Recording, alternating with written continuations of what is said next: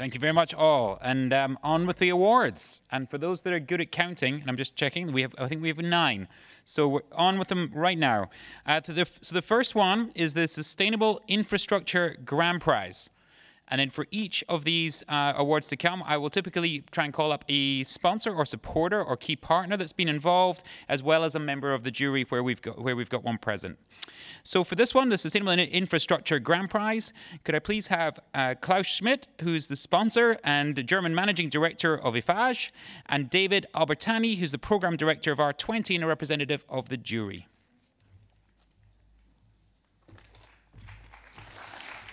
Thank you. Thank you to give me the chance to representing Eiffage to you, which is partner of the Green Solution Award of Construction 21, which promotes cities and sustainable infrastructure. Eiffage believes and promotes innovation as part of the company's DNA. For this reason, 2 funds were created beginning of 2017 to accelerate the access to the market for innovations. To the Eiffage Foundation, the company is also committed to support non-profit organizations that serve the community. In a constantly changing world and by facing new challenges in the field of sustainable development, Eiffage stands out as an ecological and social responsible partner. The 4 key targets, as shown on the screen, are new mobility solutions. Only one example for this field is a public transport system by cable. Eiffage is involved in a consortium of 9 partners, which have the aim to bringing in the air the comfort of a streetcar while freeing itself from the anchoring to the ground. Sustainable cities. Eiffage innovates to build a sustainable future for all. This is reflected in initiatives such as Phosphor, its prospective research lab and for sustainable cities, or Sustainable, its digital urban design tool. At the digital platform Urbanable, all internal and external partners can come together and exchange ideas, innovations, solutions to develop attractive cities which are challenging the consequences of climate change and the profound sociological changes took place or will take place in the future. The third one, sustainable roads. Roads coating, which recycled material represents already 70% of the roadwork which Eiffage is doing. This helps to save our natural resources and reduce waste. The group also mastered a manufacturing system which allows to produce asphalt which less than 100 degrees. Compared with conventional systems which are running with 180 degrees, a tremendous saving of energy can be achieved. Energy efficient and evolutionary buildings. To support and develop low-carbon buildings, Eiffage has set up an E-phase carbon arbitration fund, which aim is to offering finance for the additional cost between conventional high carbon footprint construction methods and other technical solutions, process and materials that generates fewer emissions. One second. The culture of constant innovation, commitment and expertise among the group's more than 70,000 employees is reflected in the quality of the thousands of projects carried out every year all over the world. The German division of divisions, Infrabau, SEH and Emolec, are fully committed to the important changes of climate change and saving natural resources. And we are always ready to receive your requirements and cooperation. Thank you very much.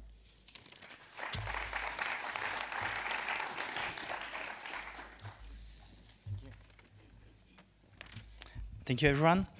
So it has been an honor to be part of the jury of the Sustainable Infrastructure, and I'm very glad to be here in front of you to announce you who will be the winner. Just a few words before on the topic of sustainable infrastructure. We do believe, and especially here at R20, that sustainable infrastructure is a huge topic today. And if you were here at the COP23 those last days, I'm sure you will have heard the term infrastructure a lot. So infrastructure has a wide range. We've been speaking of energy. We receive projects on waste. We receive projects about water, about all kind of networks, about IT, about sustainable apps. And today, the topic of sustainable infrastructure will be a major topic if we want to reach the Paris Agreement and if we want to limit climate change below the 2 degrees Celsius that we have set up as a target. So I won't wait too much, and I will first announce you that there is a second place for this topic. So on sustainable infrastructure, the second place has been given to Thessalia in Marseille, France. So Thessalia, exactly, is an ambitious large-scale solution that uses marine geothermal energy to cool down buildings in the city. So it is a very new, efficient way to do cooling and heating of buildings, and it is very innovative. The jury chose this technology also because it has very high replicability, and it can be, of course, used in any coastal city, but also in any city close to a large amount of water, such as a big river. So we do believe that this project was a very nice project, and so this is why we awarded the second place. And without waiting, I will go to the international winner of this year.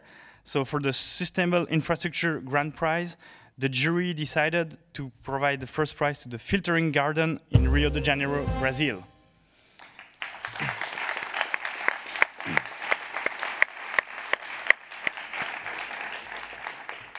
So the jury decided to provide the international winner to this prize thanks to its very innovative and passive approach to the off-grid water treatment. One of the key topics that has been taken into consideration is the very high replicability of its technology that can be used both in North and South Hemisphere, and that can be replicated at very large scale. So carefully designed and implemented, this kind of project of filtering garden could favor local biodiversity and use of engineered species to filter rainwater and wastewater. And so this is why the winner of today is the Filtering Garden of Rio de Janeiro. I don't know if the winner are in the room. Please.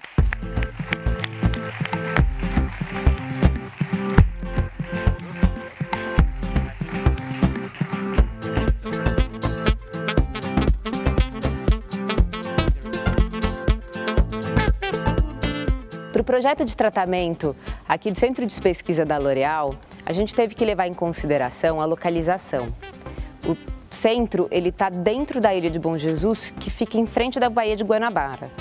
Para isso, a gente pensou em oferecer a solução mais completa para o tratamento de efluentes sanitários e de água de chuva. Esses dois tratamentos, eles funcionam de formas separadas. O tratamento de água pluvial, ele faz a captação de toda a água do terreno através de biovaletas e através da própria encosta do terreno, e ele leva essa água para um jardim de tratamento pluvial e depois despeja essa água numa bacia de retenção que faz a infiltração dessa água de novo para o lençol freático. Já o jardim de efluentes sanitários e de industrial, ele é totalmente impermeabilizado, justamente para proteger o lençol freático.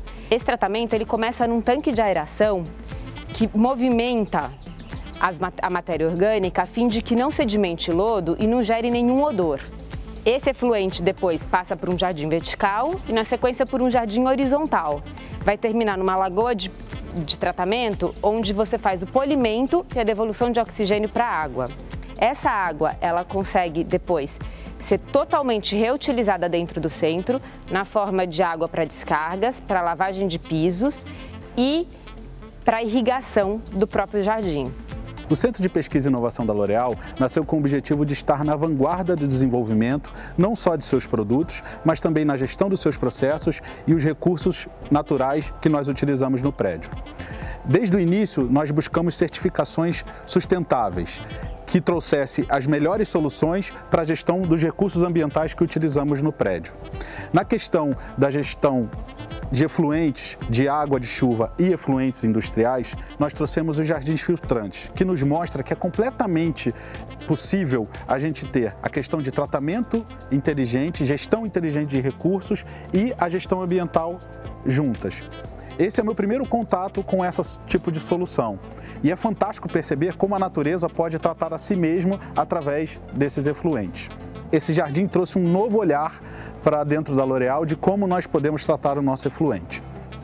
É importante ressaltar também que a nossa construção ela é certificada LEED Gold através do Green Build Council e que também vamos buscar a mesma certificação para os nossos processos internos.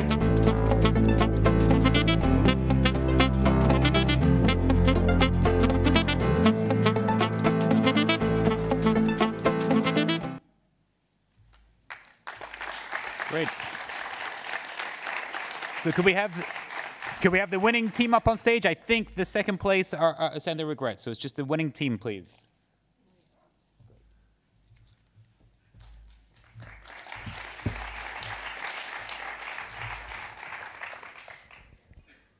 Hi. Coming from a country with environmental challenges that impacts our future, to see our small contribution recognized fills us with energy to go on. Either treating rain or wastewaters or recovering rivers, lakes, and parks, we work on bringing back native flora and fauna, also helping the local economy, meeting ODS goals, and leaving positive carbon footprint. We try to do our part, and we hope this helps others to do so. I'm especially proud of our Brazilian team that designed and supervised this amazing project, and I want to thank you, L'Oréal, for being bold, for believing in us, and for being a real partner. I introduce to you Ricardo, L'Oréal's campus manager, with whom we share this prize. Thank you. Good evening. Sharing Beauty with All is the name of the sustainability program of L'Oréal. Launched in 2013, L'Oréal set itself a series of commitments about sustainability to be met until 2020. The Filtering Garden project of our new R&I center is fully aligned with these goals. That is to reduce our water consumptions by 60% per finished products until 2020. For L'Oréal, it's an honor to receive this award, so important and recognized in the market. And it gives us the certainty that we are in the right track. Thank you very much.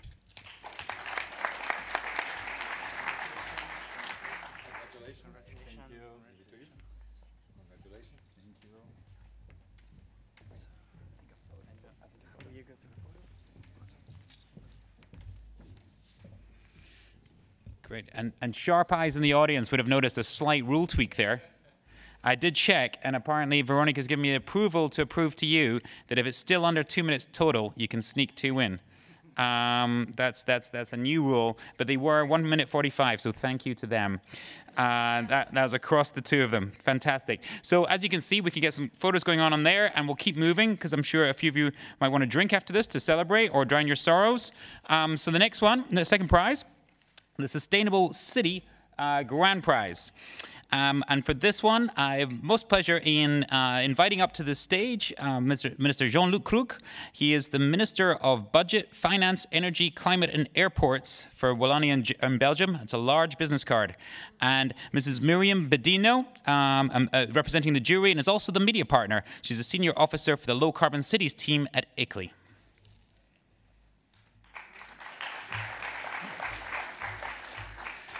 Thank you very much. You said to me, one speaker, 2 minutes.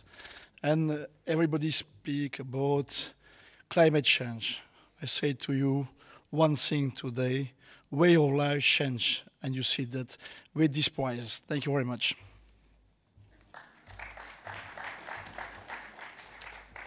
Hello, it's a pleasure to be here. I would like to introduce first ICLEI in 1 minute. ICLEI is the leading global network of more than 1,500 cities, 1,000 regions committed to become more sustainable, which means that we have a World Secretariat based here in Bonn and 17 regional offices around the world supporting cities, 1,000 regions to become sustainable, low carbon, resilient, eco-mobile, biodiverse, resource efficient, productive, healthy, and happy as well.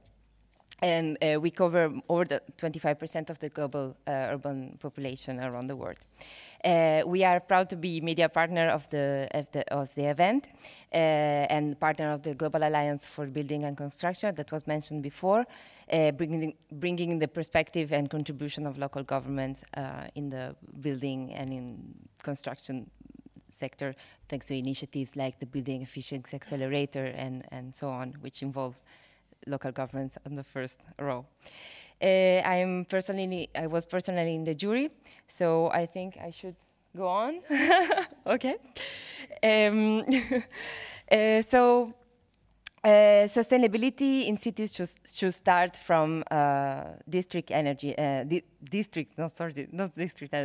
Should be planned and should be addressed on a district level at least, both when renovating parts of the cities and when constructing new ones, so that we are able to consider buildings with related infrastructure, mobilities, and services that address the community.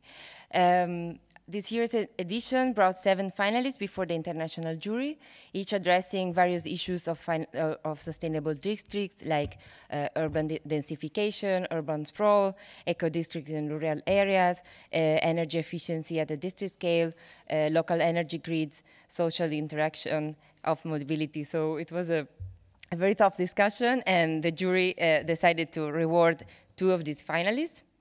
I will start with the second prize, which goes to Virtual City of Zero Energy Houses in Tomiya, Japan. It is a thanks.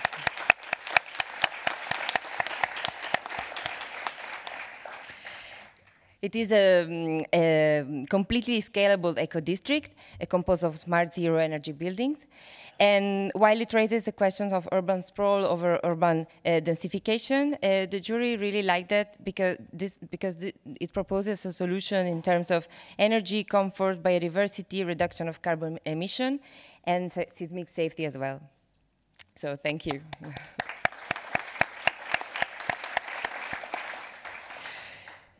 The international winner is the Cité du Centenaire à Montigny-sur-Sambre. I hope I said that correct, in Belgium. Huh? Is that correct? Montigny-sur-Sambre. It is a very good example of urban renewable. So the Cité du Centenaire, while preserving some of the architectural heritage, develops also energy efficiency and comfort strategies by using passive solutions, passive constructions. And this new eco-district favors social interaction between its inhabitants and involve them in all the phase of the transformation, all along the design and the construction process. And one of the features that impressed the jury most is how the project limits its global carbon footprint by reusing construction materials and also considering the soft mobility.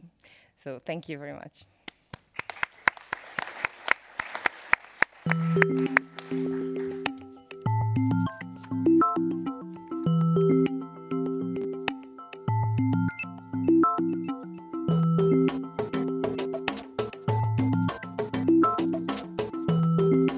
Vous êtes ici devant la résidence Victor Bourgeois, qui est en fait un bâtiment à valeur d'exemple, parce qu'il s'agit du premier bâtiment public de logement à caractère passif et adaptable. La cité dans laquelle nous nous trouvons ici, c'est le quartier du Centenaire, une partie de l'ancienne commune de Montigny-sur-Sambre, et qui est située aujourd'hui sur le territoire de la ville de Charleroi. C'est un ensemble complexe de plusieurs bâtiments et une opération de réhabilitation complète a été imaginée. Un bâtiment a été déconstruit, 3 ont fait l'objet d'une rénovation. 2 vont être proposés très bientôt dans une autre rénovation et nous allons aussi insérer dans les espaces non densifiés sur la voirie principale 2 bâtiments supplémentaires qui vont venir compléter et uniformiser un peu tout le tissu urbain. En termes de développement durable, en abordant ce projet, nous avons souhaité favoriser la mobilité douce. Nous avons souhaité mettre sur le marché aussi des logements qui soient peu coûteux au niveau de la gestion, de la maintenance et de l'entretien. Le point énergétique a été aussi mis en avant, donc on voulait que les rénovations soient performantes et que les nouveaux bâtiments soient certifiés passifs. On a mis en avant aussi tout ce qui est adaptabilité, donc pour permettre à des personnes à mobilité réduite d'avoir accès au logement. La mixité sociale en proposant des logements de différentes catégories. Au niveau de la participation citoyenne, on a essayé aussi que les habitants prennent part au développement du projet, les habitants de tout âge et impliquer l'école aussi. On a essayé aussi de travailler sur la gestion des déchets, tant au niveau des déchets de construction que des déchets ménagers produits par les occupants. Ce qu'on a voulu d'emblée faire, c'est proposer des logements qui, à la fois rénovés et à la fois neufs, présenteraient des performances quasi équivalentes. Ce à quoi on est arrivé, puisqu'on a également appliqué les critères de bâtiments passifs pour aborder la rénovation des bâtiments existants. Donc nous avons ici des bâtiments rénovés qui présentent une très grande performance énergétique, puisqu'au niveau de la labellisation, ici en région Wallonne, nous sommes au niveau du label A+. Et nous avons des appartements certifiés passifs pour les 12 nouveaux logements créés. Notre équipe est très fière d'avoir participé à ce projet, car nous avons pu démontrer que dans le carcan administratif et avec les budgets qui étaient donnés, il était possible de faire autre chose en Wallonie, dans notre région, en respectant et en ayant comme objectif des critères de développement durable.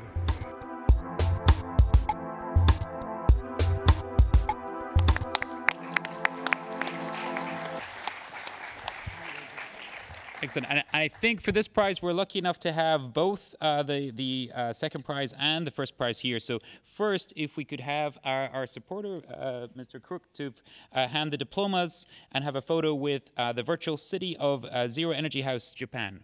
Could they come up?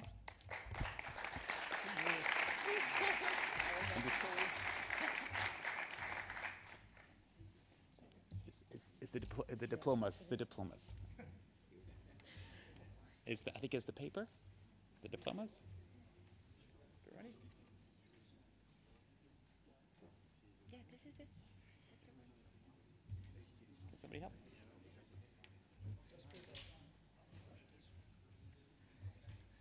It's a picture. And okay. Thank you. Great. And then over there. Thank you. We'll go there for a photo. Yeah, a photo, yeah, and then come back.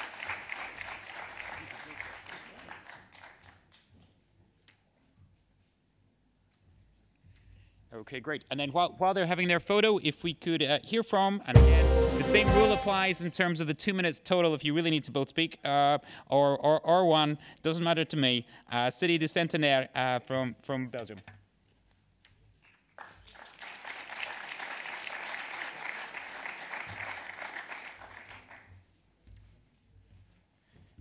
We thanks the jury of and also Construction 21 for the prize. It's a recognition of our work. But what is very important for us is whenever we met people who live in the building we have designed, they are happy. And we are also happy to help them to live in a better way and to spend less money for eating and to have more life together to make a new life in this part of this city. This city is situated in the town of Charleroi in Wallonia.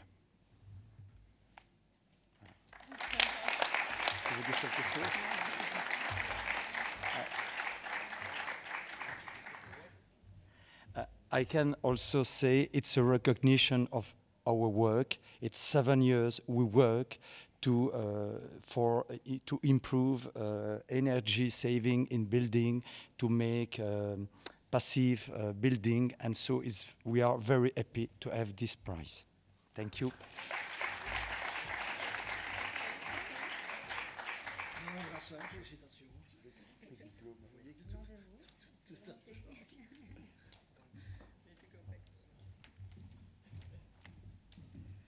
Great, well done. And so for the next few prizes, they're all focused going down to the building level. So with the next one is of this sort of suite of series is the Smart Building Prize, and I'd like to hand over to both our sponsor, Mr. Ohm from Barisol, and Francis Schwal, Director of NeoBuild, which is the Luxembourg chapter for C21.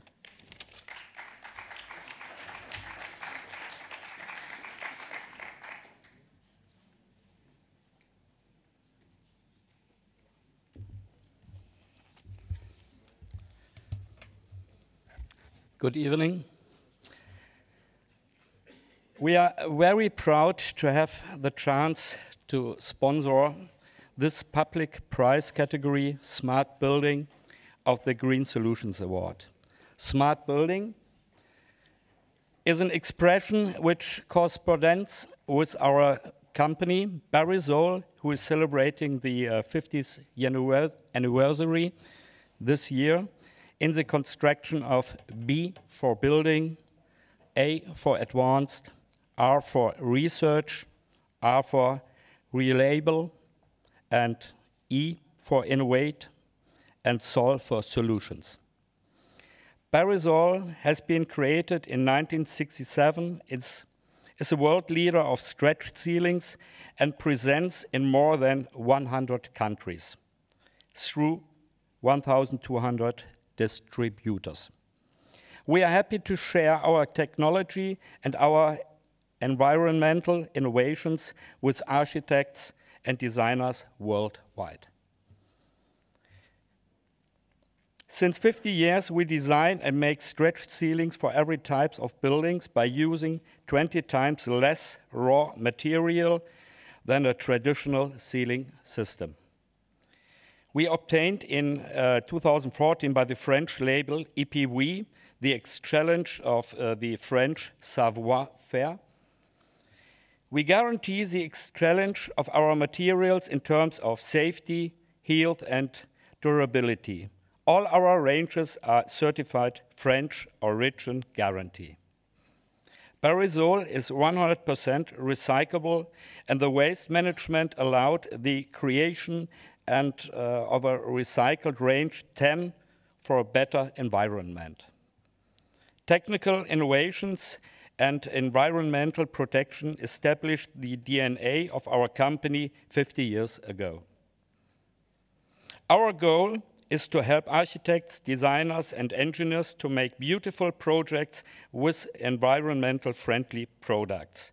We hope that by sharing our know-how for a better product, we will have a better world. Thank you.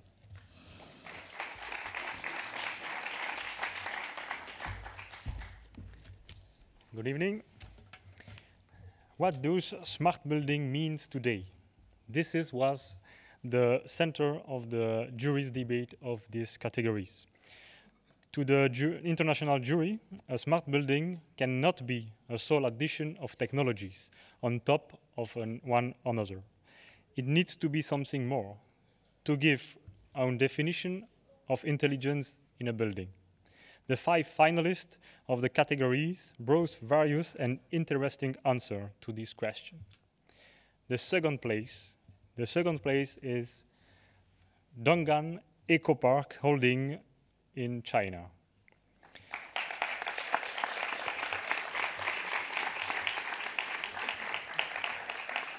The Donggan Eco Park Holding building presents a wide range of innovation, such a cooling system using the water of the nearby lake and several monitoring systems for a very scientifically management building. The international winners of the smart building category is Ampere E from France. E plus. Thank you, Ampere E plus. Thank you for the regie. This refurbishment project of an office building from the 18th put the user at the center. Ampere E+, displays several innovations. A dedicated mobile apps for day-to-day services, renewable energy production, recovery, and storage. But most of all, these solutions are means to benefit the users of the building, adding common sense to intelligence.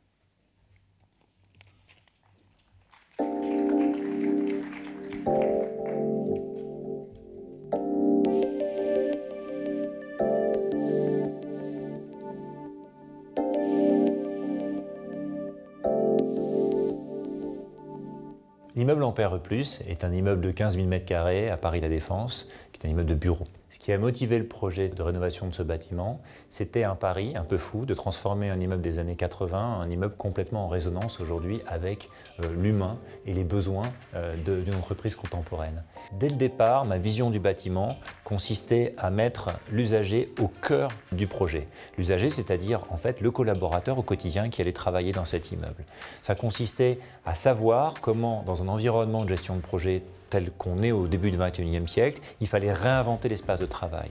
Ça consistait à avoir toute une hiérarchie de cet espace dans lequel, quand on est derrière son poste de travail, donc derrière son ordinateur, c'est pas la même façon qu'être dans une salle de réunion à rez-de-chaussée dans laquelle on reçoit des clients ou dans un espace collaboratif dans lequel on s'est isolé pour passer un coup de fil ou faire une réunion informelle. Vous avez ici des lieux qui sont des lieux de travail, des espaces de convivialité, des lieux de rencontre. Et très rapidement, alors que nous venions d'un espace cloisonné traditionnel, l'ensemble des collaborateurs se sont appropriés les lieux et ont naturellement opté pour un mode de fonctionnement tel qu'il avait été imaginé autour de cet outil. Et c'est la plus grande réussite et la plus grande fierté pour moi. Le côté smart, l'identité smart de cet immeuble, en fait, c'est déployé de différentes manières. D'une part sur le projet et d'autre part sur la méthode. C'est vrai que la méthode qu'on a employée, c'est vraiment un processus d'open innovation. On a travaillé pendant 4 ans avec des industriels, avec des startups qui ont chacun apporté leurs solutions, qui nous ont permis d'arriver à ce bâtiment très avant-gardiste et très intelligent. Alors pourquoi très intelligent ? Parce que justement, on a cherché à développer, suivant 2 axes majeurs, l'amélioration de la valeur d'usage et l'amélioration de la valeur patrimoniale de l'immeuble. L'amélioration de la valeur d'usage par la connectivité, par le confort, le bien-être intérieur. L'amélioration de la valeur patrimoniale pour son côté performance environnementale et développement durable, avec notamment un système de pilotage de l'énergie, avec d'un côté de la production d'énergie, des panneaux photovoltaïques, des ascenseurs qui produisent de l'énergie électrique au freinage et à la descente, et puis d'un autre côté un système de stockage d'énergie avec des batteries de véhicules électriques de seconde vie. Tout ça étant piloté par une intelligence qui rend vraiment le bâtiment très smart. Ce n'est pas l'architecture le point distinctif, c'est les valeurs qui sont portées dans ce bâtiment, les idées, la générosité, la qualité d'usage. Parce que ce qui a profondément du sens dans ce bâtiment, c'est que c'est moins un projet d'architecture qu'un projet d'entreprise, de société, de valeurs. Qu'est-ce que c'est que le monde du travail dans 50 ans? C'est la modification radicale des lieux de travail dans lesquels on était très contraints, dans lesquels on subissait finalement. Et là, d'un seul coup, on va s'intéresser aux gens et leur proposer quelque chose qui, je l'espère, les transforme.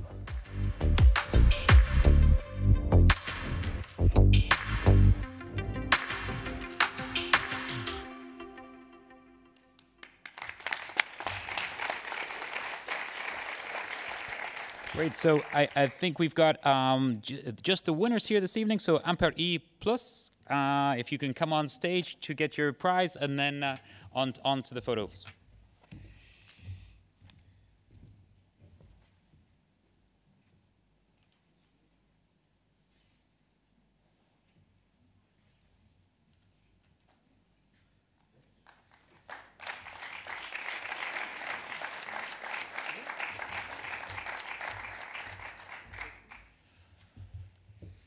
Well, thank you very much for the jury. We are very honored to receive this prize, and which, of course, is, as it was told before, a recognition of many years' work. We've been talking about values. It's very important to say again that we share, Pierre and I, a lot of values that we decided to share from the very beginning of the project. Of course, green solutions are not, it's really obvious to say that, exclusively technical. Architecture can do a lot, but architecture can do a lot as soon as we share values from the very beginning of the project. And I will let Pierre explain that to you. Thank you, Jean. I'm very proud tonight to talk about this building because it's a great experience and it's a great adventure. We began 3 years ago with a talk with the architect, and we tried to imagine what could be a kind of building, of smart building of the new generation. How could we make a revolution on this kind of building? Not only think about the energy, the way, the mobility, or the low carbon, but also about the people. People who are going to live in this building, to work in this building, to consume in this building, and about people who are going to conceive this building. And I think that now, to try to begin to do a new generation of building, it's first a question of expertise. We need to lead all this expertise in the same team in order to be able to deliver this kind of building tomorrow. Thank you very much.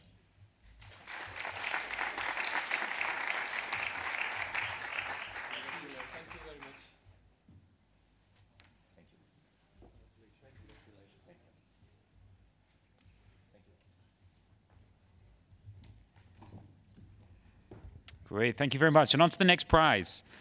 This is for buildings, energy performance of buildings in temperate climates.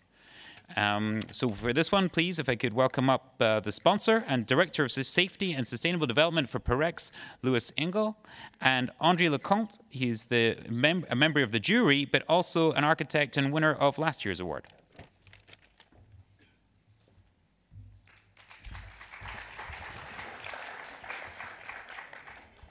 Okay, good evening to all. I'm very happy and honored to be there for the third time as a sponsor of Construction 21.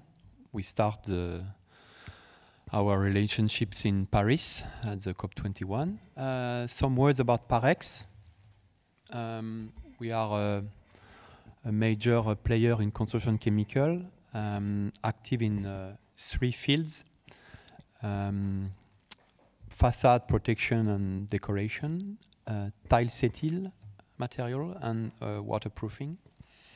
We have now close to 70 plants in the world. We are more than 4,000 people, sorry. And one of our priority is safety for all. And every year we strive to make our operation safer as possible. Voilà. As the Construction 21, we are acting. We are a global company, but are acting local because our products are locally produced. With regards to our sustainable program, the name is Building Responsibly. We have 4 axes on this program. You can go to the next. Okay, great. The first part is innovation for our customer. The second one is what we do for and with our employees. As I said, the safety is one of our priority. The third axe is regarding the local communities, how we deal and how we are integrating our operation in the local community. And last but not least, the environmental footprint reduction, for which we launch a specific program, which is a climate program, to reduce our greenhouse emission along our process.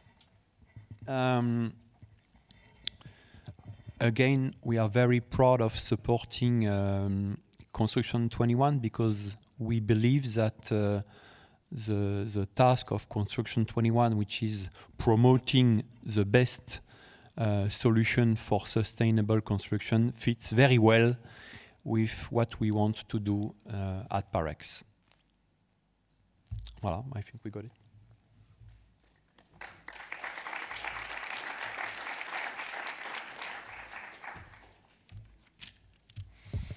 Hello, everybody.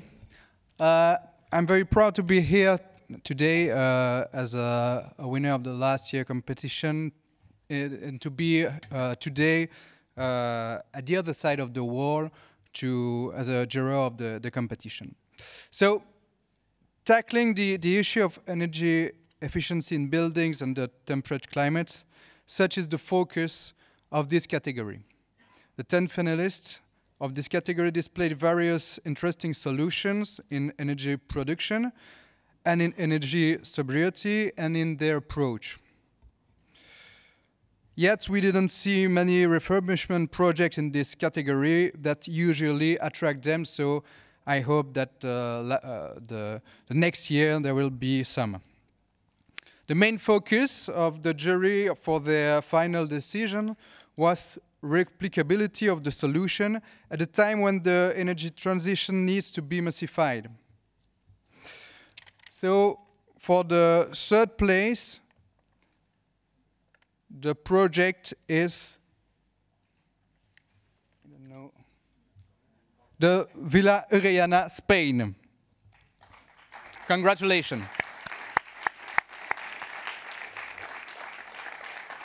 The Villa Urellana uses renewable energy only, high efficiency heat recovery system, and active chilled beams. It also features an openable glass facade controlled by indoor temperature sensor, addressing the issue of summer comfort. Excuse me. So, congratulations. The second place is Biodiversum, Luxembourg. Congratulations too. By its very singular design and implementation, Biodiversum is anchored to its site. The cooling system of the building is provided by natural ventilation and a geothermal heat pump using the water of the lake. And for this category, the winner, international winner, is Kirstein & Sauer, Germany.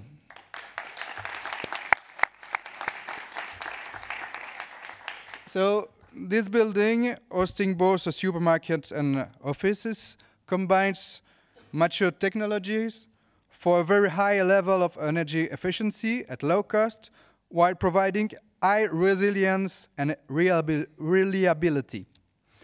The thorough energy planning of the building was also key to this project, as it integrated all needs of the building from the systems to the users.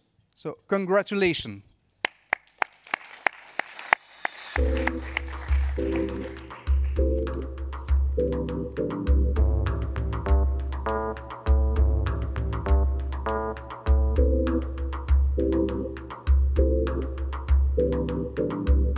Also bei diesem Gebäude handelt es sich um ein Bürogebäude mit einem integrierten Supermarkt. Die ursprüngliche Aufgabe war gewesen, zunächst einen Supermarkt zu bauen und in einem zweiten Schritt ein dreigeschossiges Bürogebäude. Das wäre aber städtebaulich und architektonisch eher unbefriedigend gewesen, weil diese Supermärkte eingeschossige Gebäude sind, die in der Regel im rückwärtigen Teil des Grundstücks angesiedelt sind und davor dann Dutzende bzw. Hunderte von Parkplätzen angeordnet werden. Die Idee war daher, davon abzuweichen und beide Funktionen in ein Gebäude zu integrieren. Und so ist hier ein viergeschossiges Gebäude entstanden, bei dem der Supermarkt, der Aldi, das Erdgeschoss einnimmt und die drei Obergeschosse komplett für Büros genutzt werden. Ein letzter entscheidender Punkt war der Wunsch des Bauherrn, ein möglichst flexibles Gebäude zu schaffen. Die Zielsetzung bei dem Gebäude war, möglichst moderne, aber gleichzeitig nachhaltige Architektur zu schaffen und gleichzeitig ein Höchstmaß an regenerativer Energienutzung. weil der Energieverbrauch gerade im Gewerbebereich immer stärker nach oben geht und wir uns als Ziel gesetzt haben, diesen Energieverbrauch so weit als möglich zu reduzieren bzw. auch komplett einzustellen. Jetzt haben wir den gesamten Energieverbrauch so weit reduziert, dass wir den verbleibenden Bedarf durch die Photovoltaikanlage decken können. 180 Kilowatt Peak, sowohl in Südausrichtung hier auf dem Aldi-Dach als auch in Ost-West-Ausrichtung auf dem Hauptdach. Von unseren Mietern höre ich durchweg positive Äußerungen. Es fühlen sich alle sehr wohl. Und die Büroflächen werden sehr gut angenommen, sowohl von den Nutzern als auch von den Kunden, die hier zu uns ins Gebäude kommen und zum einen natürlich von der Architektur begeistert sind, zum anderen aber auch von den technischen Lösungen, die wir realisiert haben und der damit einhergehende niedrige Energieverbrauch. Zu guter Letzt muss man natürlich dazu sagen, dass nur so ein Konzept kann man nur umsetzen, wenn natürlich der Bauherr und der Architekt und der Fachplaner da an einem Strang ziehen und da auch die gleiche Richtung verfolgen. Und ja, das ist nicht überall so gegeben und hier hatten wir damit echt Glück.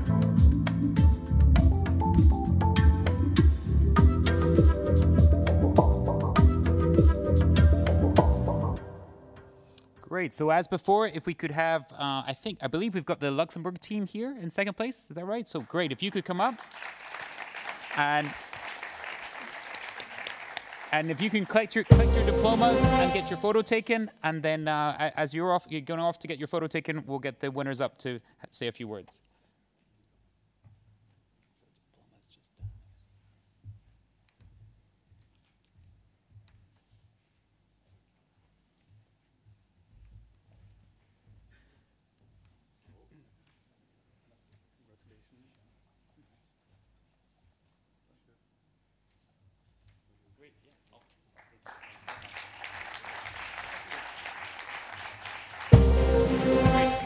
And let's welcome up on stage Kirsten and Sawyer.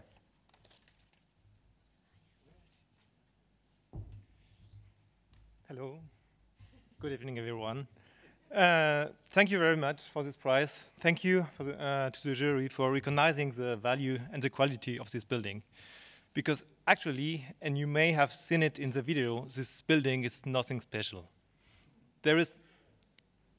We didn't build any technology in it that you haven't seen before. All the components we used here are components that you will see in every kind of offices. The only special thing was actually the way we combine them. And the most important maybe, I'm not the owner, I'm part of the designer team, I'm part of the engineers. And I would say the most important thing here was the owner, who had the ambition to make this building and who trust us, who had trust in us, the designer team, in our proposal. In our proposal, when we told him, hey, let's make a zero-emission building, he said, okay, let's try. When we came with our proposal, he said, okay, let's do it. And during all the construction progress, he was always supporting us to stick at the target and reach the goal. And I think it may be the key lesson of this project for us here regarding the climate change issue. The solutions, the technical solutions are all here. The cost for it, of course, you have some extra costs, but in comparison to all the gains for the owner in terms of flexibility, in terms of comfort, in terms of usability, in terms of economical value, the cost for this energy, for the zero energy building were ridiculous. So we don't have any alibi. Actually, every single one of our building we built should be like this one. It shouldn't be a prize award building. It should be a normal building. Donald Trump would say, hey, let's make Kirstein normal again. Sorry.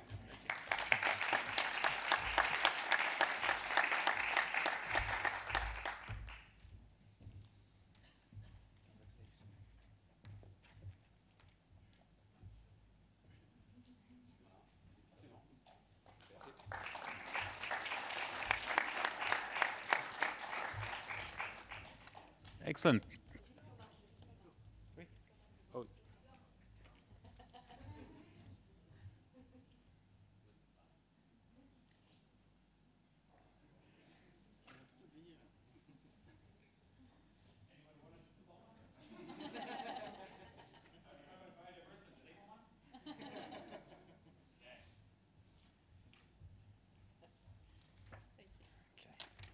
Excellent. On to the next one. So this one, as we heard from Monsieur Moisin earlier, is a new category this year. It's the buildings energy performance in hot climates. And for that, I'd like to welcome to the stage Olivier Chazal, partner of ADEM International, the key partner, and Dennis Coconcelli, C21 partner at CIRID, the IT partner for C21.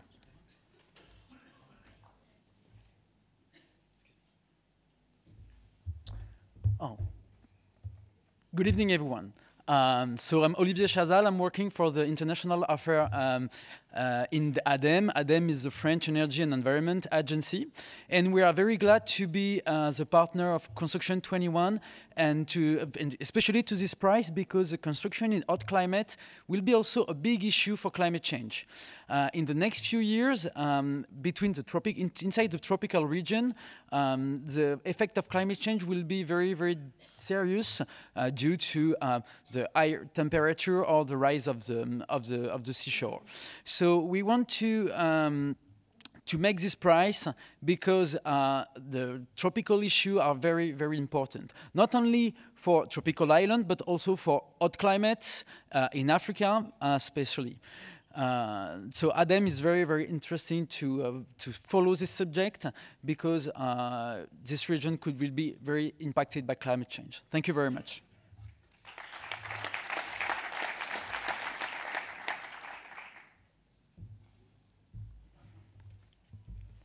So, this category exists to show that sustainable building also exists under other conditions and to promote the efforts and the solutions used in tropical, subtropical, and equatorial countries. Under these climates, energy efficiency and carbon footprint resonate differently than here in the north. Yet, the ideas should inspire all professionals around the globe. Also, the block climatic approach is key for these buildings, some things everyone could learn from. 4 candidates made it to the final list this year. They come from very different regions of the world: French Guiana, United Arab Emirates, China, and the Réunion Island. The third position is for Guangdong Academy of Traditional Medicine for China.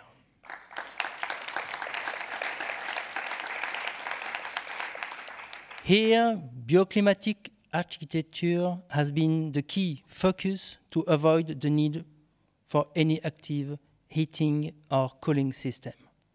Efforts have also been made to blend with the site with minimum changes and created a suitable microclimate.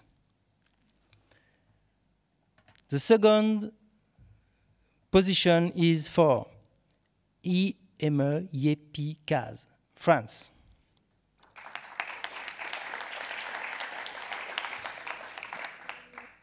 The nursing home for people with disabilities is very well adapted to the climate of French Guiana and favors natural ventilation above all, providing through comfort to its users and residents. The project also limits its carbon footprint by using local materials. And the winner, the first position for this international prize is School of Bois d'Olive, France, ou École de Bois d'Olive. The simplicity and intelligence of this building seduced the jury. This school displays of the criteria and an archived tropical building, natural ventilation, orientation to use the dominant winds, well-through shades and renewable materials. Congratulations.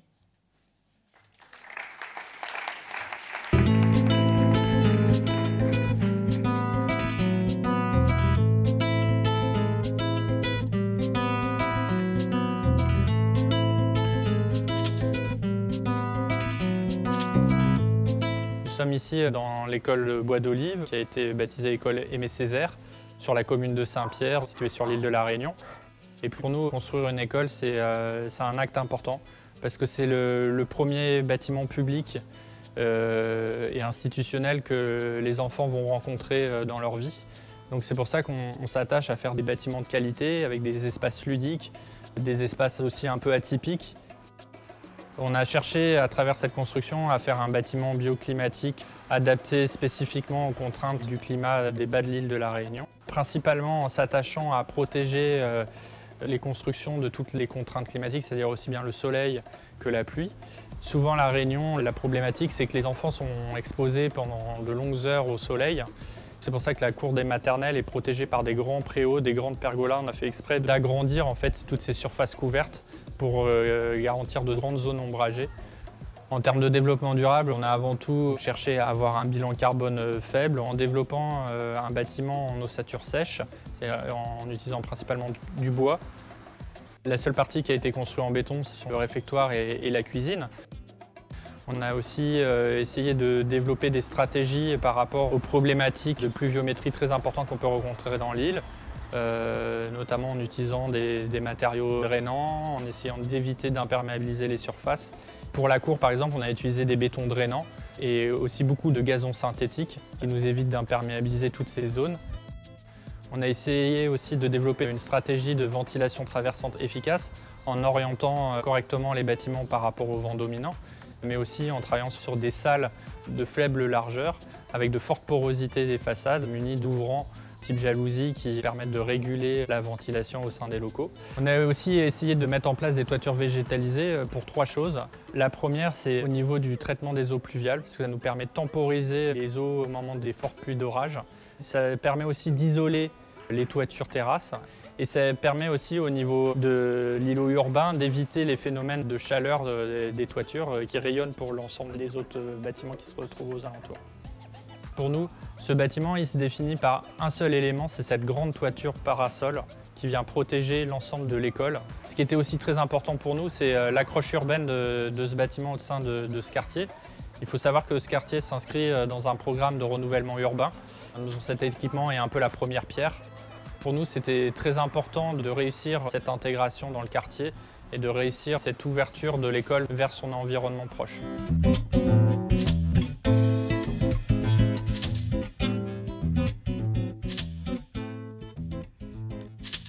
Great. So I believe although we don't have the Chinese team, we do have the team from French Guiana to come up and get their diploma and have a photo taken.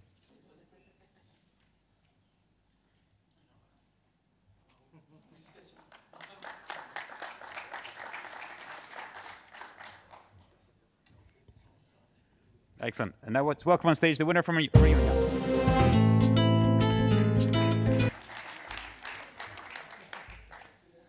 Thank you to Construction 21 and to the jury for this prize, which has given us the opportunity to be recognized internationally for her own hoe in bioclimatic construction in the tropical environment.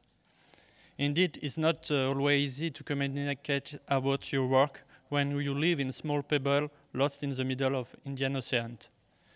This award rewards 50 years of work with political master of work and user to promote sustainable building and energy-efficient construction. This recognition this award provides given us the courage to continue for years to come and to contribute to a better planet. On behalf of my company and all of my colleagues who have been involved in these projects, thank you very much.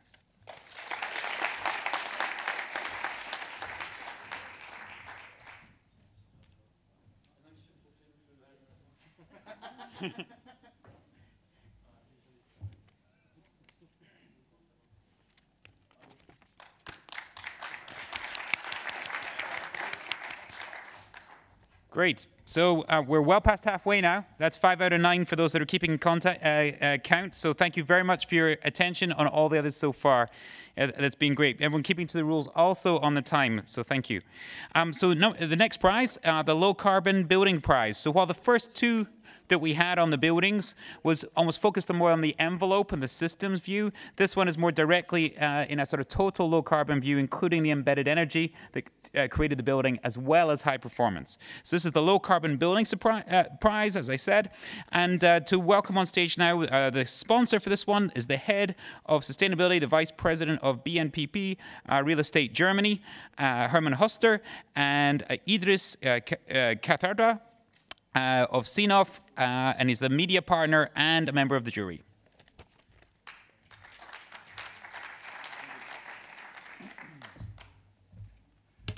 Oops.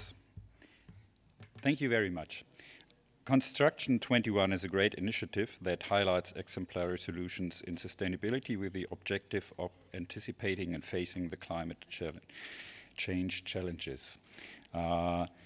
We at BNP Paribas Real Estate say thank you that we can be here tonight and have the opportunity to honor those who won the prize. We pay great attention to the environmental and sustainable quality of our products and services at BNP. And in all our business lines, we try to support sustainability. Our investment department tries to buy certified buildings all over the world. Our property management tries to support our clients with certifications, with how can we renovate in terms of sustainable buildings, how can we lower energy consumption and these things. We are committed with our clients in certifying their buildings at the highest level of performance. And I think we are a leading company especially in Europe, and we are convinced that it's part of our responsibility to provide our vision of the sustainable city to the real estate industry. So thank you very much, and thank you for giving us an opportunity to support this event. Thank you.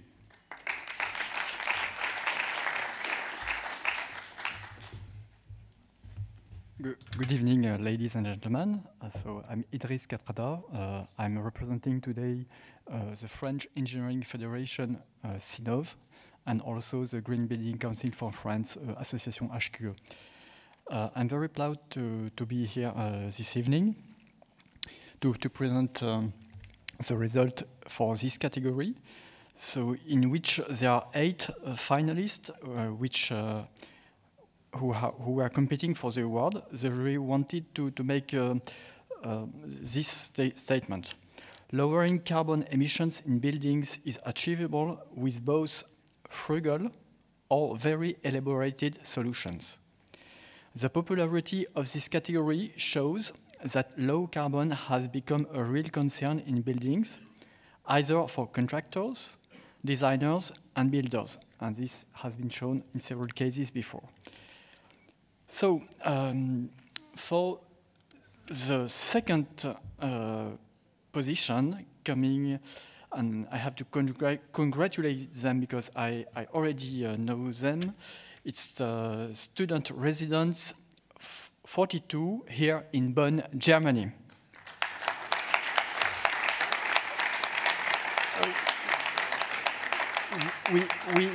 We invite you to seek and to find it after the ceremony.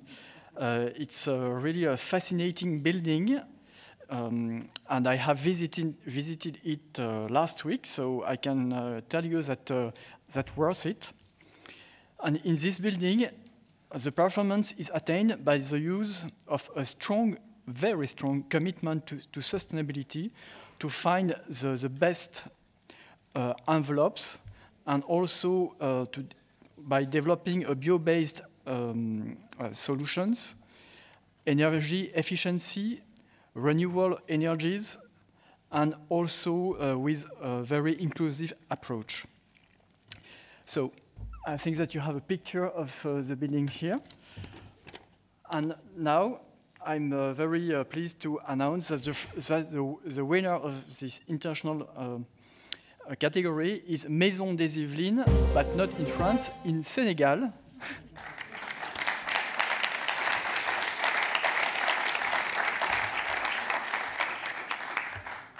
And in this case, it's a perfect example of a frugal architecture.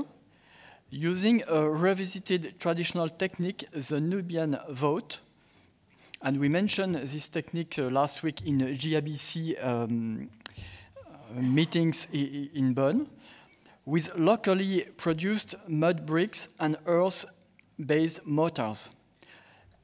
La Maison des Yvelines, which supported this project, achieved an excellent carbon performance while integrating social aspects with local communities. This model has been considered as highly replicable, especially in Africa. Thank you for them.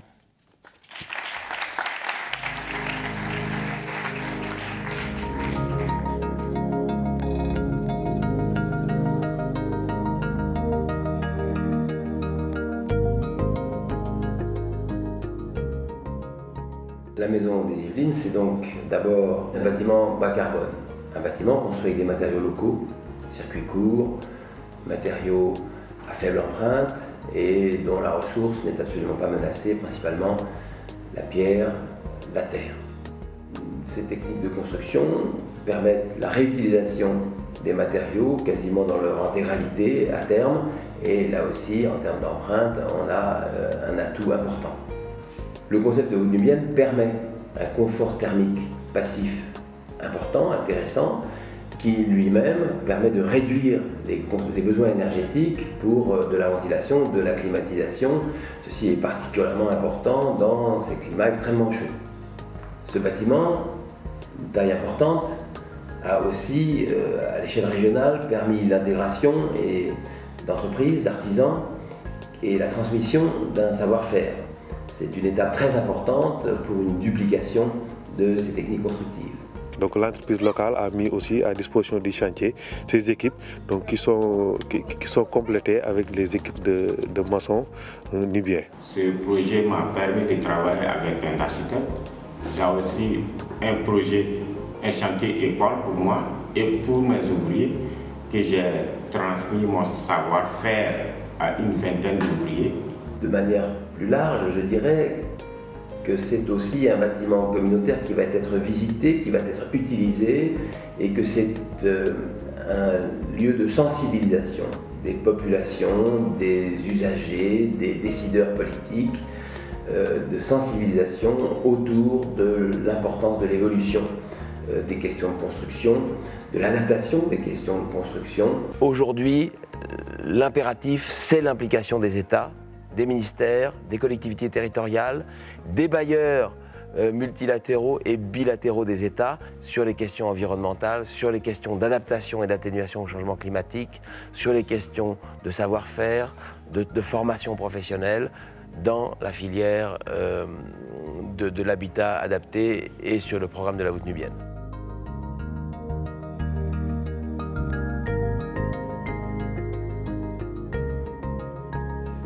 Great, so I believe we have our second prize, who didn't have to come too far, but if we could welcome up on stage for their diploma and photo, the student residents from Bonn.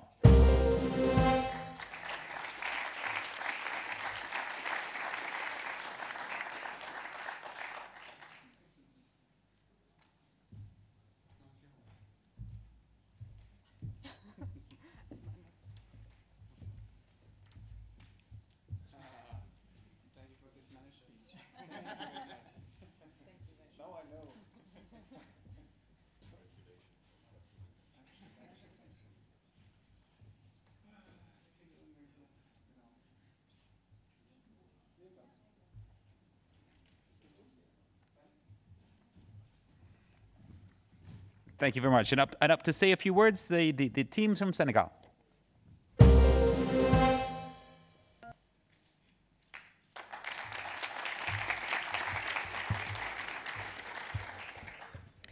Thank you very much. Thank you very much for this award. Thank you very much to the jury and to Construction 21.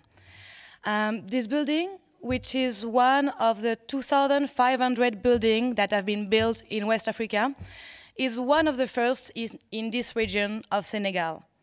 But it is more than just a building. It's an answer. It really helped create awareness to the population and the local political actors about this low-carbon technique, proving to people that it is possible to build modern buildings using only mud bricks without any imported materials.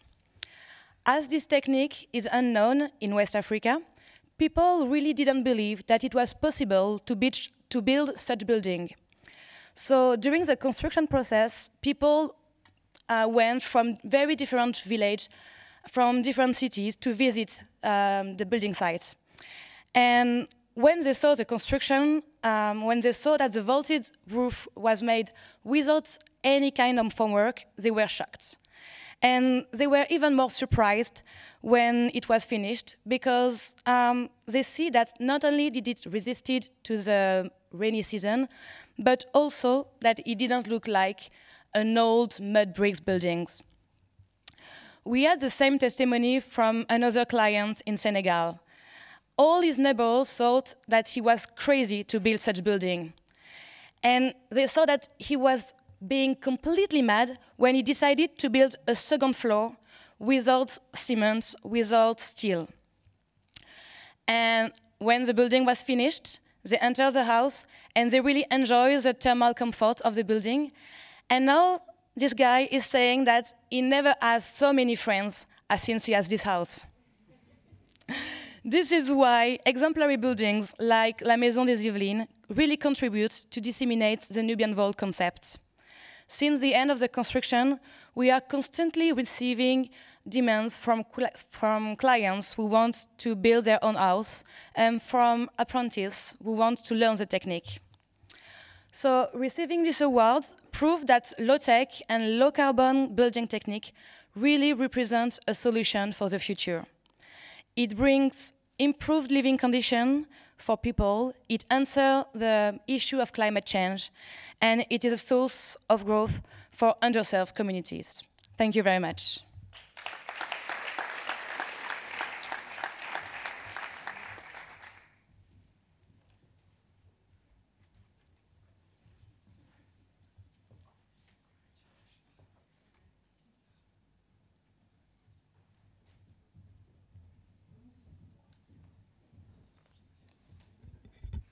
Great. So now we're moving on within buildings still, but this one is from sustainability and health and comfort. So some people think sort of health and comfort, that's the softer side, but in fact, in terms of value to a tenant, while the energy cost of a building might be in the single digits per square foot, the talent cost embedded in office buildings can be in the hundreds.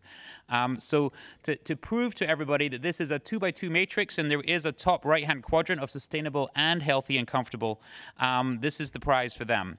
And to welcome up on stage to say a bit more is Ms. Camille Sifferlin. She's an expert in energy efficiency at the Passive House Institute. And Ms. Lena Shi from the Chinese chapter of C21.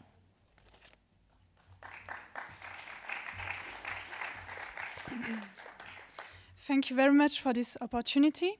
So basically, the International Passive House Association is a global network of passive house stakeholders. We are promoting the passive house solution as a very energy efficient solution which provides comfortable and healthier buildings that are cost effective over their long life cycle. Thanks to our collaboration with Construction 21, we are able to share the best practices from our international partners. We are also able to show that the passive house concept can work for many different kinds of non-residential and residential buildings in different climate zones, as we could see with the first passive house office in Dubai, or the new passive house district of 300,000 square meters that we are currently working on in China, and that we are looking forward to entering in your database. Thank you.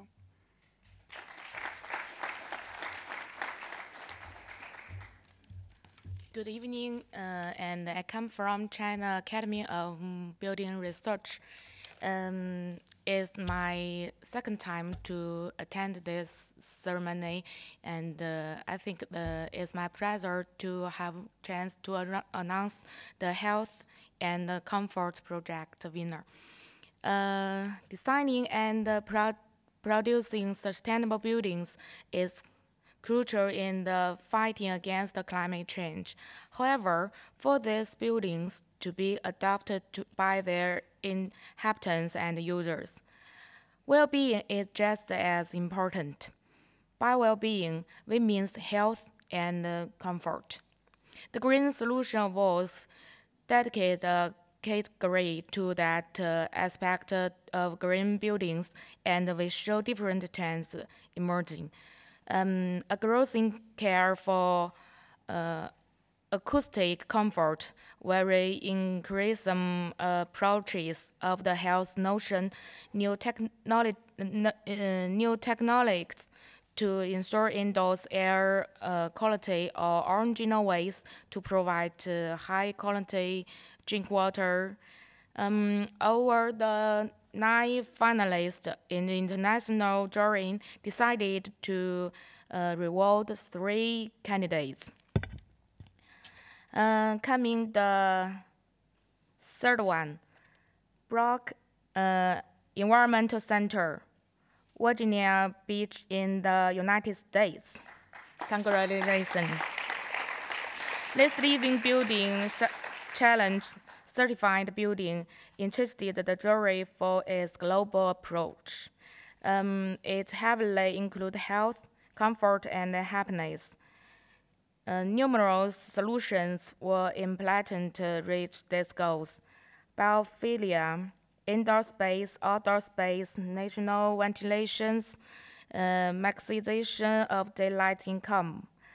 The Brock Environmental Center is also the first building in the United States to be legally allowed to use purified rainwater for human consumption. Congratulations. Coming the second one, Trados Bank office in Malaga, Spain. The jury distinguished this project for its originality in breaking the course of bank offices. This building offers its visitors a healthy and luminous space using the vertical garden to purify the air. An impact of the electromagnetic fields within the building has also been taken into account. Last but not least, nature daylight was a critical aspect of its design to provide user and visitor with a more empathic, respectful place. The international winner is CNPC headquarters, Beijing in China. Congratulations. The huge office building in Beijing followed a very original approach in terms of health and comfort. Beyond air and water quality, beyond national lighting, the CNPC headquarters decided to include health diet, physical exercise, comfort, and social interactions. Following the Chinese healthy building standard, this approach makes us consider the building more as a service provider than a simple habitable object. Congratulations to them. Thank you very much.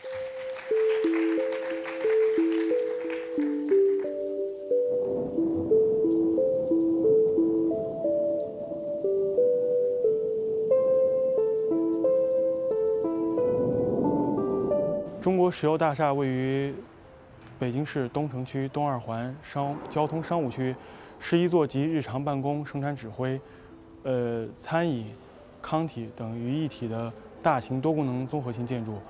建筑呢，总共是由4座 L 型楼座及群楼连接而成。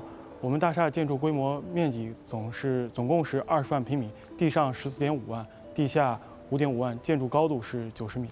我认为我们的首要目标主要是 坚持绿色环保、以人为本的发展理念，按照科技、节能、环保、健康的这个建设定位，通过我们的努力，把这座石油大厦打造成一个具有国际领先水平、与周边环境相适应、与企业性质相匹配的健康建筑，促进企业的和谐和可持续发展。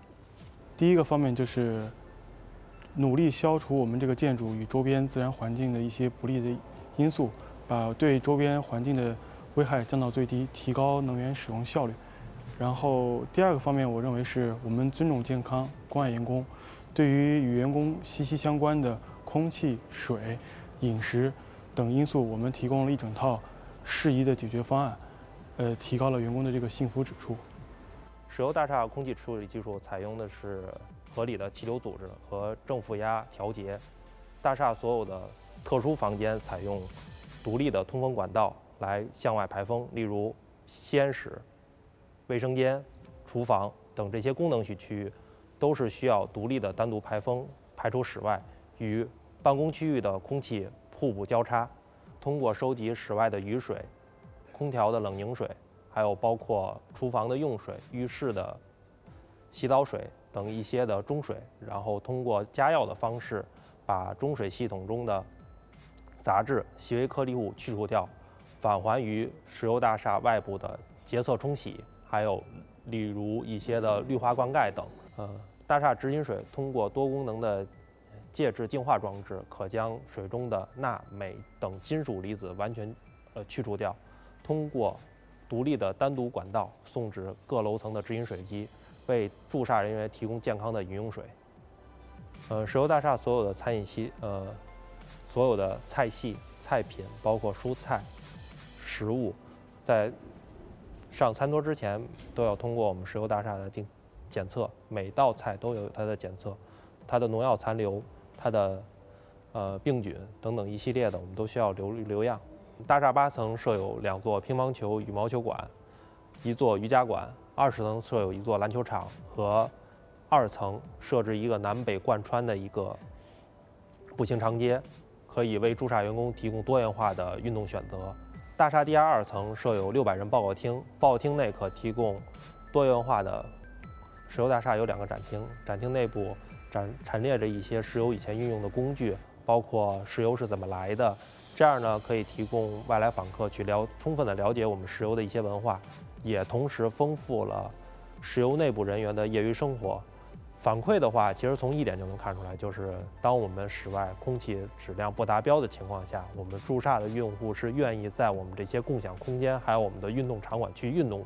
当然，我们也定期会做用户满意度调查，我们的用户满意度调查的满意率都在96%以上，所以我相信用户对我们大厦还是比较肯定的。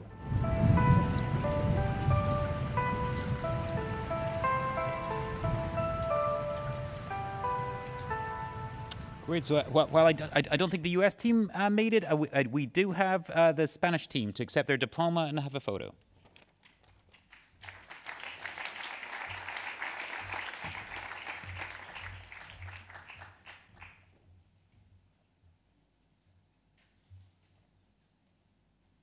Spanish team in the house? No Spanish team in the house?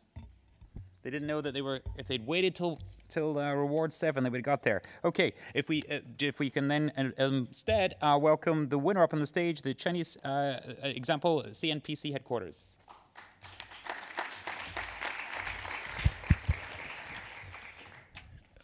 Good evening, ladies and gentlemen. It's my pleasure to be standing here to express my gratitude to Construction 21 and also all the employees and also all the professionals who have been paid attention on the Green Solutions Awards. Actually, I'm very excited that we can win this first prize. But behind of this, we have a lot of investigations and a lot of innovations have been implemented on this building during the last 10 years constantly. And in China, green building has been developed vastly in all the mainland. In order to fight against the climate change, and these admittedly that energy saving, resources saving, and the improvement of the efficiency of the HVAC system are very important. But let's consider that the buildings as a very important carrier, that it has great impact on people's health. So beyond the resources, beyond the environmental consideration, people's health is is a very important aspect that we need to pay attention on. So this is in line with the principle of CMPC, and based on the first standard of which is named the Healthy Building Assessment Standard, and also a lot of researchers and the practices, we create this building. And we just sent an example for people to copy or just to make reference to achieve places which can offer the flexibility, productivity, happiness, and also the healthiness. So the healthiness and the environmental-friendly places are what we are pursuing. So thank you very much. Thanks again to the jury's confirmation and acceptance. Thanks. And I'm also very glad to share the practices. Welcome to Beijing. Thank you.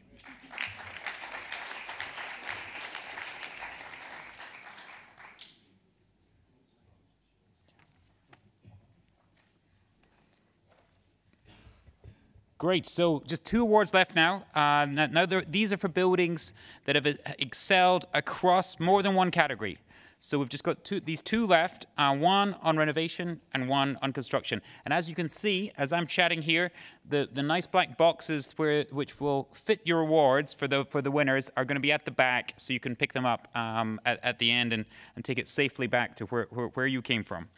So the penultimate prize is for the Sustainable Renovation Grand Prize. And I'd like to welcome up on stage sponsor, chair's representative of Rabo Dutoyay, Nicolas Ritonard, and the project manager for CAP 2020 and the C21 Belgian chapter, Michel Hoekmis.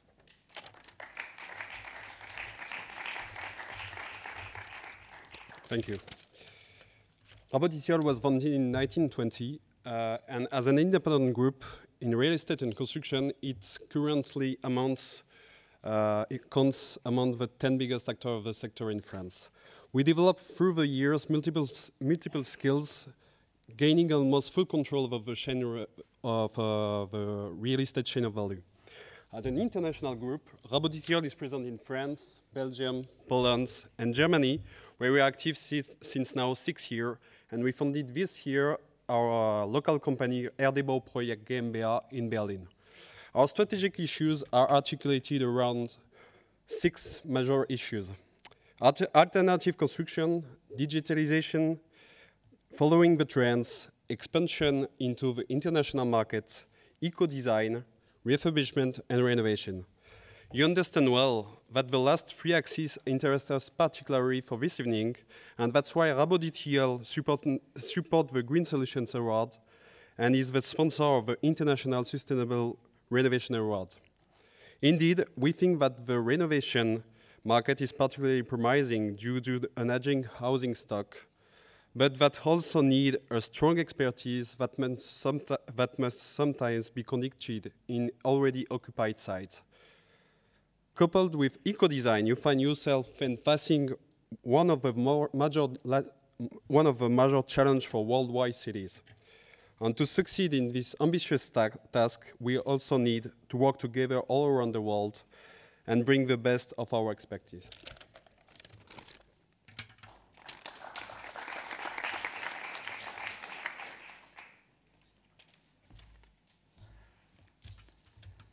Hello. Sustainable Renovation Grand Prize rewards exceptional refurbishment project. As you know, renovation is very important it's a big challenge in a lot of countries, but the constat is that this year we don't receive a lot of projects in the renovation of the renovated building as we could hope. The 4 international finalists demonstrate great vision and solution for China, France, Luxembourg, and Belgium. We have 3 prizes. The third is 55 Amsterdam, France. The beautiful renovation was done on a patrimonial building in Paris. Despite the difficulty of the task in such an environment, the project team managed to obtain a very good carbon and environmental performance while providing great comfort to the user of this tertiary building. Congratulations.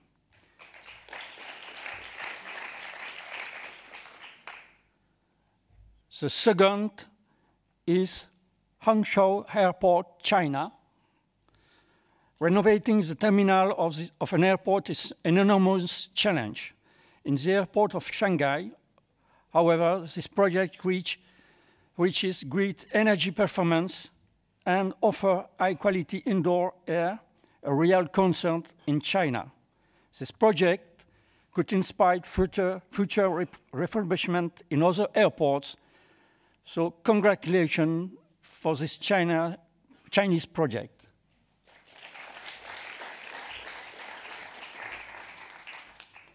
And the international winner, Project 55,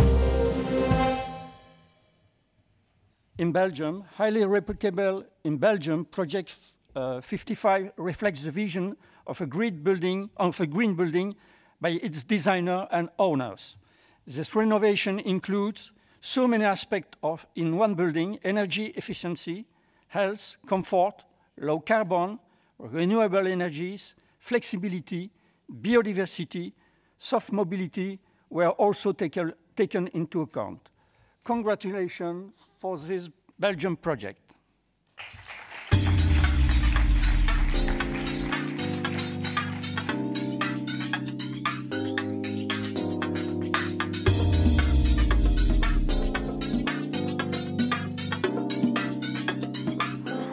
Ici, on se trouve dans le projet 55. Donc, c'est une maison de maître le long des boulevards de Mons, inscrite à l'inventaire du patrimoine. Et l'idée, c'était de faire une rénovation et de montrer aux particuliers, mais également aux professionnels, tant architectes qu'entrepreneurs, que c'était possible de rénover un bâtiment existant en atteignant des performances énergétiques très poussées. Et donc, l'idée ici, c'était d'atteindre le standard zéro énergie.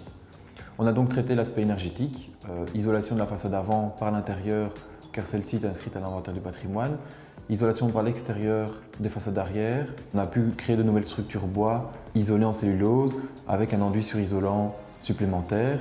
Toiture et dalles de sol sont bien évidemment isolées. Et on est passé par du triple vitrage pour la façade avant pour les aspects thermiques et acoustiques, vu qu'on est en fond de voirie. Par contre, pour la façade arrière, vu que c'est des châssis de grande taille, on est passé par du double vitrage. On a une pompe à chaleur pour le chauffage, l'eau chaude sanitaire et le refroidissement. Une ventilation double flux type traditionnel et qu'on retrouve dans les maisons unifamiliales pour la ventilation du bâtiment, et des panneaux photovoltaïques pour compenser le reste de consommation électrique par les auxiliaires, la bureautique, etc. Mais dans cette rénovation, nous n'avons pas traité que l'aspect énergétique. On a essayé d'aller un peu plus loin, donc on a traité l'aspect mobilité douce. C'est la raison pour laquelle nous avons choisi un bâtiment de centre-ville. On est proche de la gare de Mons, proche des transports en commun. On a également traité l'aspect récupération des eaux de pluie et économie d'eau. L'aspect biodiversité en aménageant un potager urbain sur les toitures plates et un module d'aquaponie. Également l'aspect matériaux naturels, donc on a utilisé de la fibre de bois et de la cellulose pour isoler et des peintures naturelles à l'intérieur. L'avantage d'avoir choisi des techniques relativement simples et courantes sur le marché, c'est qu'elles sont réplicables à d'autres bâtiments.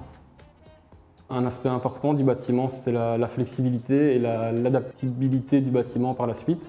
À savoir, donc, le bâtiment actuellement est un immeuble de bureaux et on pourrait très facilement diviser le bâtiment en 3 unités différentes, 3 unités de bureaux ou 3 unités de logement. Ce projet, donc, qui s'intègre dans un bâtiment mitoyen de façade, peut facilement s'adapter à d'autres bâtiments situés sur le boulevard, étant donné que c'est une typologie qui se répète beaucoup en Belgique et en région wallonne. Ce dont on est le plus fier, c'est d'avoir atteint les performances en termes de consommation. L'autre aspect, c'est le confort. Donc ça fait un hiver et un été qu'on passe dans le bâtiment et les températures restent très stables, aux alentours de 20-21 degrés l'hiver et avec des maximums de 25-26 degrés l'été. On ventile, on chauffe très peu et on climatise très peu, donc on peut être fier des performances atteintes.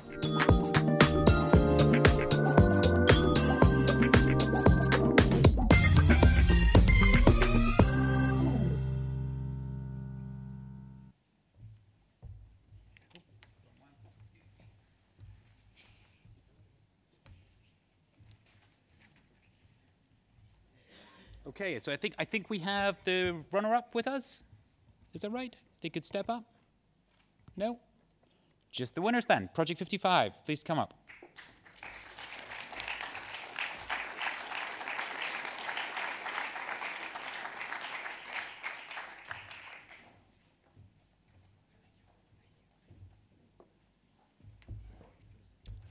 Thank you to everyone. We think all was said in the video just before, so like in the Oscar, we'd like to thank Construction 21 and all the members of the jury. A special thank to my friend and associate Xavier, and all the people who believe in this project and building, especially Cécile and Suzanne. Like said in the video, we are convinced that this building is a proof for everyone, professional, particulars, architects, engineers, that renovation with simple and common solutions is possible. And we hope this project will make babies all over the world and will be duplicated. Thanks to everyone.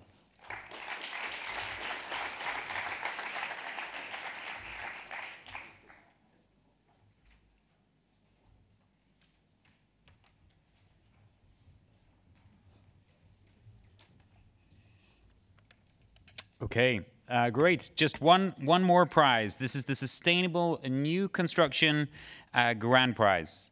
And for that, I'd like to invite up to the stage Mr. Francis Schwal, Director of C21 in Luxembourg, NeoBuild, and re-invite back up Christian Brodag, the President of Construction 21.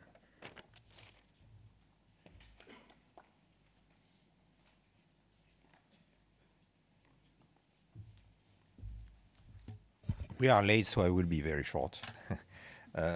We are at the end, so we will present the prize. But this year, all the awards show really the movement of the profession and all the realization. So I give you the floor for presenting the results of the jury. Thank you. Second one from me, come from Luxembourg, and NeoBuild, we try to push innovation in the building sector. For the Construction Grand Prize, the Sustainable Construction Grand Prize, we award exceptional new building demonstrating a global vision. By global vision, we mean a user-centric approach, including energy efficiency, low carbon emissions, health and comfort, and if possible, go even beyond this aspect of sustainable construction. This year, the international jury had to choose between 7 very interesting projects coming from France, Belgium, Morocco, Spain, China, Germany, and Luxembourg.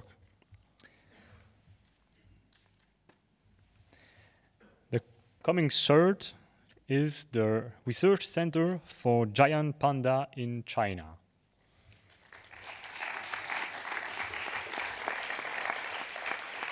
This research building features low-impact green technology to monitor and manage the building, ensuring good performances while limiting the impact of the building on its direct environment, the Wolong Reserve in China, home of the giant panda. The coming second, Lycée International de l'Est Parisien, France.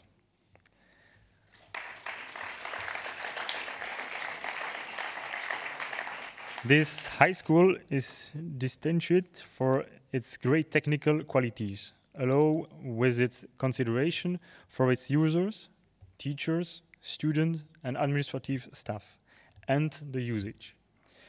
The jury also liked its very successful integration into its direct environment. And the international winner of the category Construction Grand Prize comes from Belgium, B Solution. Highly energy efficient, smart, user-oriented, the B Solution building is the reflection of the designer hard work to diminish energy needs as much as possible while ensuring optimal comfort for its users. The focus on the users won the jury over. Thanks.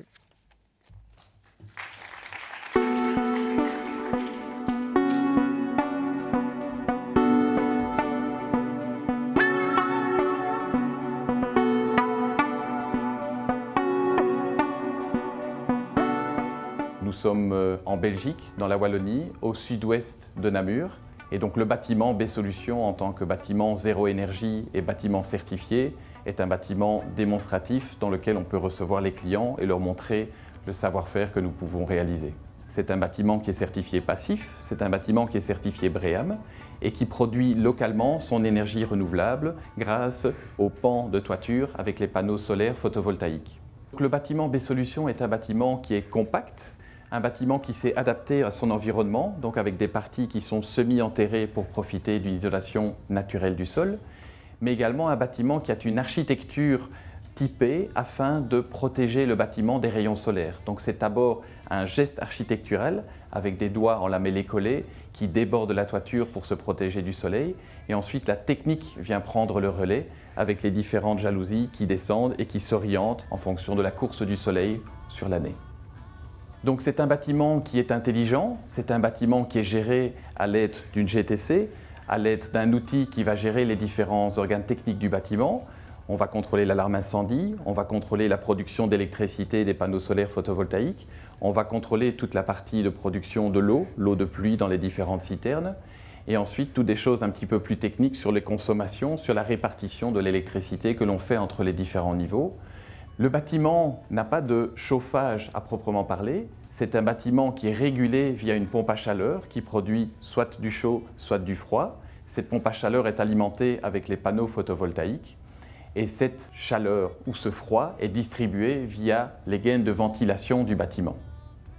Je pense que nous avons réussi ce défi, et le défi, il était d'emmener aussi tous nos collaborateurs en fonction de leur rôle et de leurs compétences à construire ce bâtiment et à construire ce projet avec nous. Le résultat qui se voulait démonstratif a été atteint.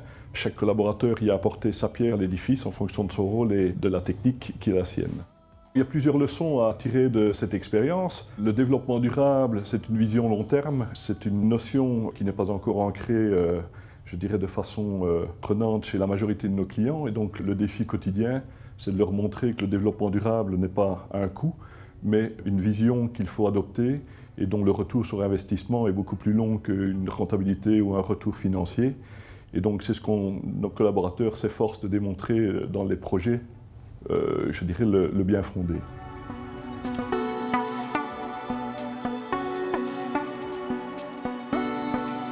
Great, and potentially apt for the last grand prize of the evening, I think we've got the honorable mentions here as well, the at least registered for this evening. So is the Panda Center from China here?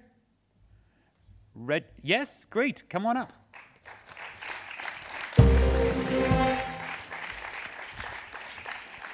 So just for your diploma and photo, please, that'd be great. And then as they're coming up and accepting their prize, I believe the Lycée International is also here from Paris. Yes, great.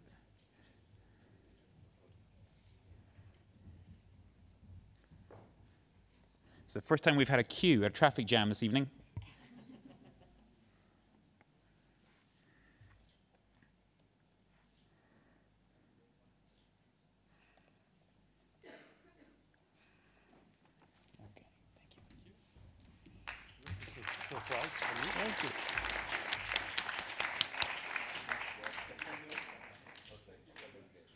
Excellent. And as the second prize, getting the photo, the B-Solutions team come up and say a couple of words. Thank you.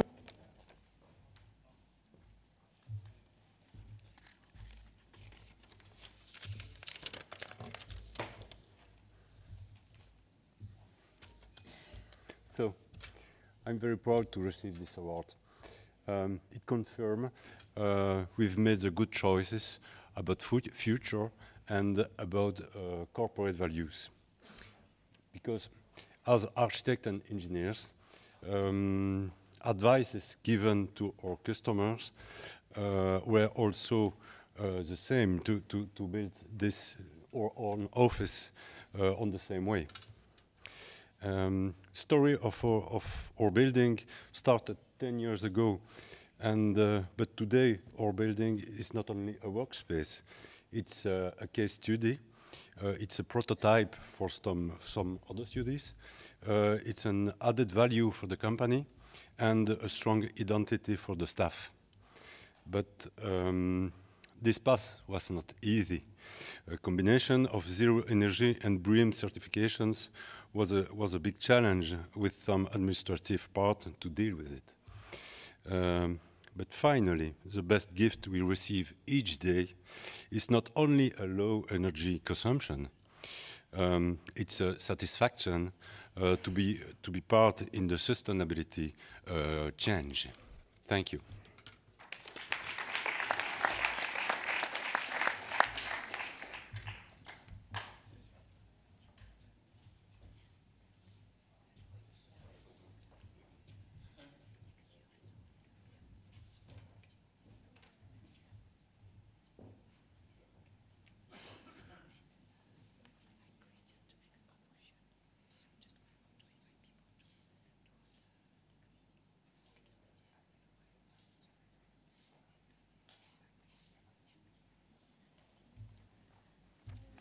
Great. Well, thanks very much, everybody. Just a few sort of wrap-up words from me, and then I'll hand once more back to Christian, and then those that are thirsty, which will include me, we'll have a drink. So the first, I've got three quick things. One, to thank you. Two, to say get ready. And three, into the slightly longer-term future. In terms of thank you, I thank you to the sponsors and partners, all our sponsors and partners. I just want to do a quick personal one to my personal sponsor, Blackstone Energy Services, and Ryan Duffy, who's in the house, who through him, I am here in front of you and helping you this evening. So thanks to him, and to Adem, that's such a strong partner that has supported C21 for so long, as well as everyone else that's been up on the screen. A second thank you is to all the winners, the runners-up, the jury, the media partners, the World Climate Summit, and the C21 team that has worked so hard to make this all happen. And the third sort of thank you is to you. We kept our word to each other, which is fantastic. The time, almost, but the respect to each other in terms of each other's time, and the enthusiasm for all the winners and all the runners-up, and traveling to get here. It's fantastic, and it's inspiring, not only that piece, but all the climate action that underpinned everyone getting here this evening. Second section, I said I'd say, is this sort of get ready. Get ready for next year. Get ready now for a group photo. I'm to instruct the speakers, the teams, candidates, jurors, and that doesn't mean it probably leaves much, so if you feel you're the only one left sitting, you come up too. But a group photo straight after this. Next year, think about it. What do you want to do? Candidate, sponsor, media partner, MC? It's up to you. In terms of brochures, there is a brochure now that was highly secret until this evening, but it's now available with all the prize winners. Slightly curiously, it's available in Spanish, Chinese, and French. And if you are not one of those languages, or prefer to have one of those languages, please leave your postal address with one of the team, and you will get sent one. That's one of the logistics from Paris to Bonn. And so really there's no reason not to be included and part of next year. And the third one I wanted to leave you with this evening is a thought of sort of more into the future. One piece is keep doing what you're doing. I was inspired before when I said yes to the team to come on this evening. I was inspired by what you did just by it on paper, but even more so inspired now in terms of seeing the videos, seeing it all come to life, and see you all accept your awards. So keep doing what you're doing in the theme of acceleration and partnering together with C21. The second point, though, I think I wanted to make on this into the future is change what you do. And what I mean by change what you do is my day job at Time for Good. I deal with leaders in all sectors and how to really maximize their time towards the purpose, ultimately towards creating a net zero world. And I always use an analogy of rocks, pebbles, sand in the jar of time. The jar of time that you have on this earth is fixed. You might not know how big it is, but it's fixed. And you put rocks in first, you put pebbles in, they'll fall around the edges. You put sand in, they'll fall in around the edges too. And you fitted everything in your jar. But if you put the sand in first and then the pebbles, only half your rocks will fit in your jar. So the key lesson there is to make sure you know what the important things are in your life, in your job, in your team, and in your career, because if you don't put them in first and look after them, they might not even make it into the jar. So what I often find with conferences like this, we spend so much time getting here, we spend so much time meeting each other and networking, and then we go back home and nothing changes. We go back home to the pile of emails that have piled up while you've been gone, and then you forget what was here. So instead, what I'd say is, as you're going home this evening, think of your rocks, and think of a rock that will now change by who you've met, what you've seen, what you've heard tonight, and what can you do to actually change fundamentally what you're doing forward. To give you a suggestion, the world needs to be net zero by 2050. And it needs to be zero poverty if we were to make that a just transition to a net zero world. So net zero world by 2050, that's the destination. But the leaders are in this room. And so the leaders have to get there quicker on both those metrics. We have to help more people than the average, and we have to get to net zero quicker than the average in order for the world to achieve that destination. So please think of the rocks you will change. And I'll close with a quote from Maya Angelou. She says, "Be yourselves, only better." Thank you very much.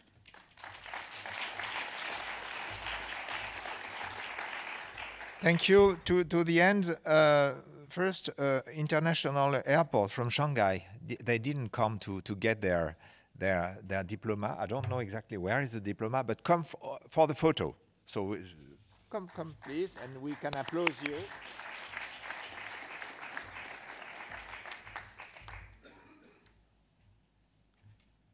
Véronique, je ne sais pas où le diplôme. OK. You've got it?